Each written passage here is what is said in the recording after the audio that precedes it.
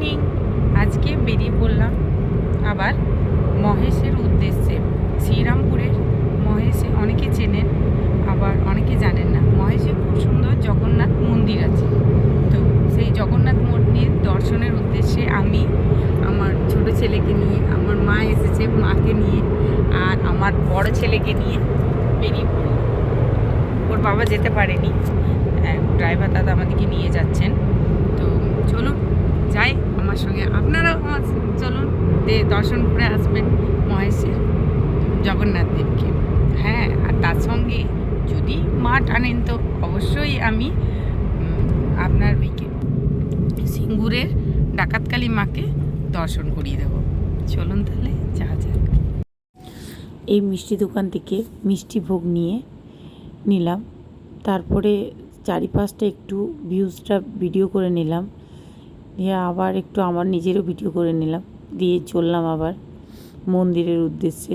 মা দিকে মন্দিরে নামিয়ে এসেছি, মাকে আর বাচ্চা দুটোকে। ওই দেখুন মন্দির দেখা যাচ্ছে।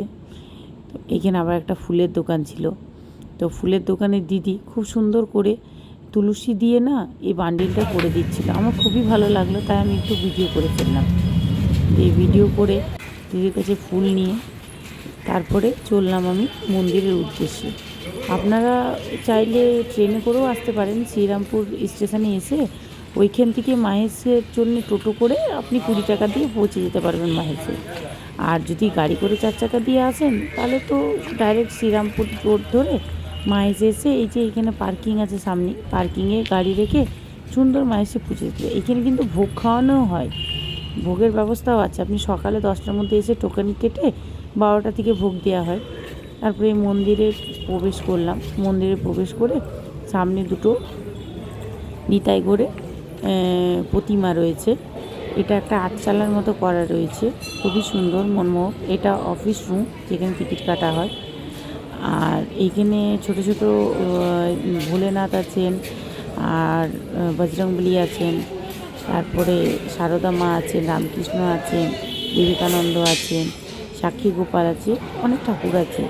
আর এটা হচ্ছে জগন্নাথ দেবের মেন মন্দির যেটা। তো সেই মন্দিরে আমি উঠে গেলাম পুজো দিতে, পুজোর জিনিস নিয়ে। মারা ওইখানে দাঁড়িয়েছিল। আমি এই মেন দরজা দিয়ে পুজো দিতে গেলাম, তখন জানি না বাবার হয়তো ইচ্ছে ছিল আমাকে, ওইখানে একজন মহিলা ছিল, উনি বললেন তুমি ভেতরে ঢুকে এসো। তো ভেতরে ঢুকে আমি পুজো দিয়ে নিলাম। আমার খুবই ভালো পুজোটা হয়েছিল। তো পুজো তুলে দিয়ে তারপরে এই সাইডে যে মন্দিরগুলো বললাম সেগুলো, গহরাজের মন্দির, এই যে গুরুদেবের মন্দির, সব মন্দির দর্শন করে নিলাম। ছোটো ছোটো মন্দির ছিলেন, পাশাপাশি সব মন্দির ছিল, মন্দিরগুলো দর্শন করে নিলাম। আমি তো বলবো অবশ্যই একবার সবাই মহেশে জগন্নাথের দর্শন করতে অবশ্যই যাবেন। খুবই ভালো মনমোহক মন্দির, খুবই সুন্দর, মানে একবার গেলে মন ভরবে না, মনে হবে আবার যায়। দারুণ মন্দির আর দারুণ জগন্নাথ দেব।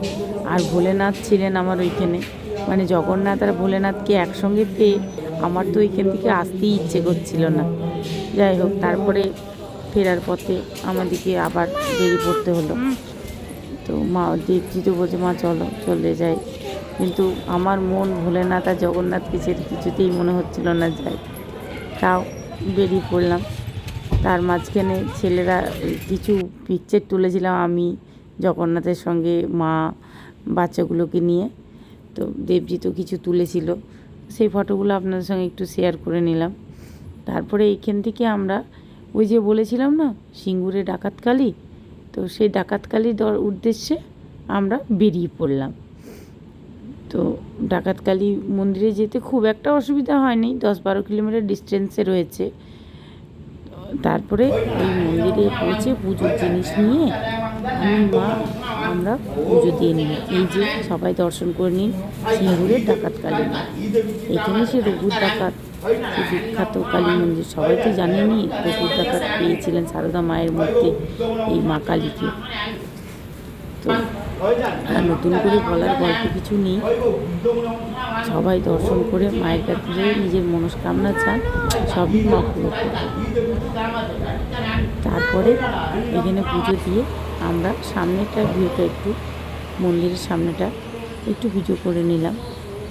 এই ভিডিও করে আমরাও বেরিয়ে পড়লাম বাড়ির উদ্দেশ্যে।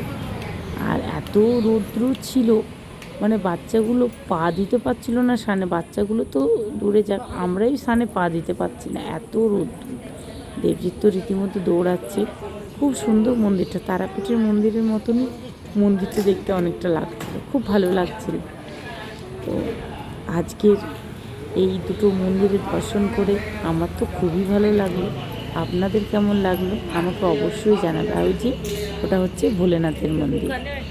তো আমাকে অবশ্যই আর ভিডিওটি কেমন লাগলো আমাকে কমেন্ট করে অবশ্যই জানাবেন। তাহলে আজকে এই পর্যন্তই। সবাই মাকে প্রণাম করে নিন, জগন্নাথকে স্মরণ করে নিন। Tata, bye. ভালো থাকবেন, সুস্থ থাকবেন, সাবধানে থাকবেন। পরে আবার দেখা হবে।